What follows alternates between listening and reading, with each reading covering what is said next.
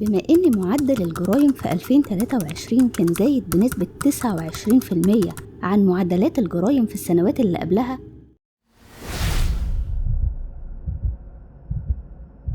فخليني أبدأ معاكم النهاردة بجريمة شنيعة حرفياً تعتبر من أبشع الجرائم اللي حصلت فيها، وبالتحديد في مدينة بني سويف. القاتل فيها هو شيطان في هيئة بشر، عمل فعله الشيطاني ده يوم 8/8/2023.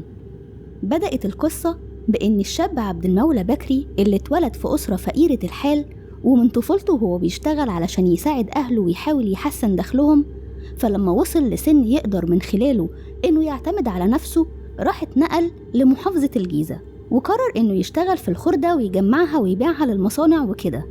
ووقتها لما راح الجيزة وبدأ يشتغل هناك والدنيا بدأت تتحسن، أجر بيت مكون من دورين، وجنب البيت ده أجر مخزن يشيل فيه الخردة اللي بيجمعها. البيت والمخزن دول كانوا في منطقة الهرم، وبالتحديد في منطقة كفر غطاطي بين الهرم وكرداسة. المنطقة بتاعت كفر غطاطي دي كانت منطقة زراعية وهادية وفاضية جدا، وهو اختار السكن بتاعه في المنطقة دي علشان نص اللي فيها من بني سويف، يعني بلدياته، وعشان كمان هادية وكل اللي فيها شغالين في الخردة زيه.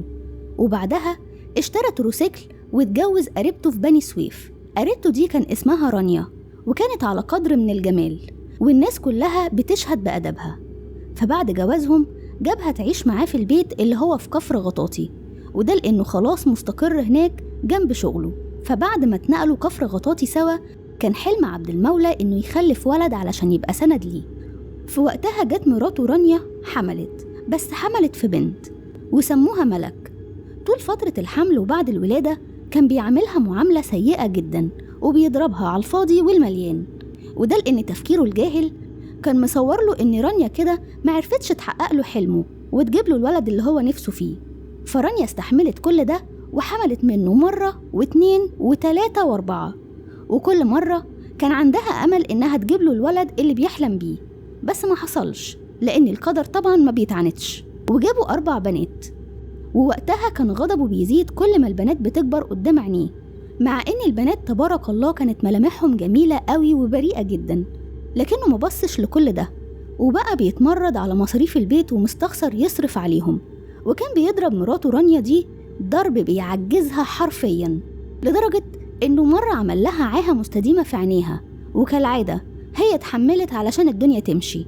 ولكن لما البنات بدأت تكبر شوية وبدأوا يفهموا إن كده مش طبيعي إنهم يشوفوا أمهم بتتضرب وأسلوب أبوهم ده، بدأت ملك الكبيرة تحاول تتكلم مع أبوها وتقوله إنه كده ما ينفعش، لكنه ما كانش بيسمع لأي حد. ووقتها عبد المولى جاب آخره وقرر إنه يتجوز واحدة تانية. الواحدة دي جاب منها الولد اللي كان بيحلم بيه وسماه فهد، ومن وقتها ما بقاش في دماغه حد غير فهد وأم فهد اللي هي مراته التانية، وما بقاش شايل هم حد غيرهم، لدرجة إنه ما كانش بيفرق معاه مشاعر رانيا ولا بناته، وكان بيجيب فهد وأمه في البيت اللي فيه رانيا وبناتها.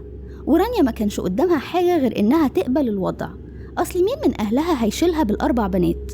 وبدأ لما يشوف رانيا بتستحمل حس إنه ده الطبيعي، وبدأ في حالة غريبة يضرب فيهم ويهدد رانيا وبناتها بالقتل، وبدأ يشرب مخدرات واستسهل الحرام، وبدأ كمان يسرق موتوسيكلات ويخبيها في مخازن الخردة بتاعته ويبيعهم على إنها قطع غيار، لحد ما في مرة اتحبس في قضية سرقة تروسيكل.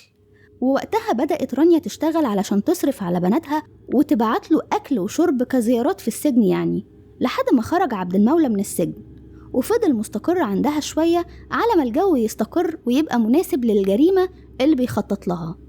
ولقى إن الناس والجو هادي بعد صلاة العشاء، وبما إن المنطقة زراعية فبعد العشاء الدنيا بتهدى جدا، ويومها النور قطع فترة طويلة. وبعد ما النور جه الجيران انزعجوا جدا من الدوشة اللي سمعينها، لأن عبد المولى شغل أغاني بصوت مزعج جدا فوق الطبيعي. وفي عز ما الجيران مستغربين الدوشة دي وإزاي يعمل إزعاج كده، بدأ يوصل للجيران صوت صويت عالي قوي واستغاثات وجري وزعيق، بس محدش كان فاهم فيه إيه ولا حد كان مركز أصلا.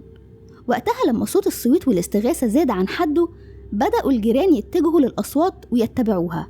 لقوا إن الصوت ده طالع من تروسيكل مركون قدام بيت عبد المولى، ولقوا إن مفاتيح البيت محطوطة في البوابة من بره، واللي شككهم أكتر إن في جريمة هو إنهم شموا ريحة شياط قوية جدا. دخلوا الشقة ووقتها لقوا دم مغرق البيت كله، الأرض والحيطان وكل حتة حرفيا كان فيها دم. واللي صدمهم أكتر كمان إنهم لقوا جثة طفلة صغيرة مدبوحة، ولقوا ملك البنت الكبيرة جسمها كله حروق، لأن أبوها وهو بيقتل فيهم كده حاول يولع في البيت، لكن البنت لحقت تطفي الحريق واتصابت هي واخواتها الباقيين بإصابات صعبة قوي. وشوية هما بيدوروا لقوا في أوضة تانية جثة رانيا اللي هي أم البنات دول. ومفيش دقايق والمباحث جت والبنات حكوا اللي حصل، وبدأت قوات الأمن تدور على عبد المولى في المنطقة. ووقتها كان جزء من قوات الأمن بيدور في الشقة على أثر الجرائم اللي بيعملها، ولقوا آثار كتيرة للمخدرات والتعاطي خمور.